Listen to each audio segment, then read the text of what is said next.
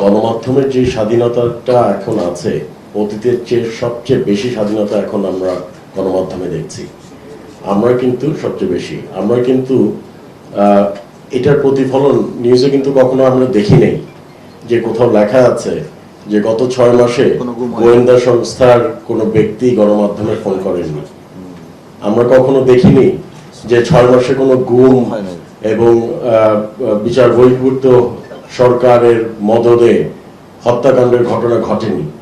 তো আপনারা যখন পজিটিভ নিউজ করবেন আমরা কিন্তু এনকারেজড হব, সরকার এনকারেজড হবে, আমরাও তো মানুষ। তো আমাদেরকে যখন পজিটিভ নিউজগুলো তুলে ধরবেন তখন আমরা আরো ভালো কাজ, আরো ইমপ্রুভ করার অনুপ্রেরণা পাবো।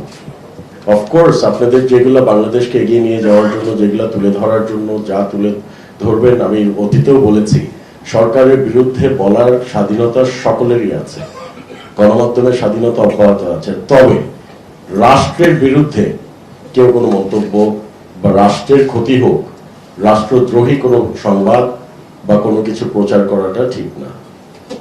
সরকার এবং রাষ্ট্র কিন্তু there is a difference, there is a line between সরকার এবং রাষ্ট্র।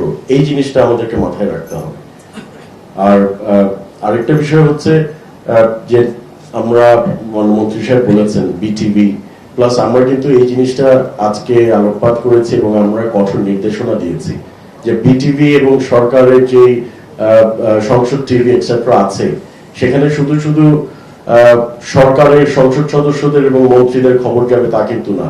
আনুপাতিক হারে opposition members in parliament and opposition parties out of parliament তাদের খবরও প্রচার করতে হবে আনুপাতিক হারে, এবং মানে গভর্নমেন্ট টেলিভিশনগুলোতে অ্যাটলিস্ট ওনাদের কথা যেগুলো বলছেন সরকারের বিরুদ্ধে হোক পক্ষে হোক, জনগণের পক্ষে যে কথাগুলো সেগুলো তুলে ধরতে হবে। এটাই হচ্ছে গণতন্ত্র। এবং আমরা এই বিষয়ে সিদ্ধান্ত নিয়েছি এবং এই বিষয়ে সিদ্ধান্ত কার্যকর করার জন্য আজকের থেকে নির্দেশনা দেওয়া হয়েছে।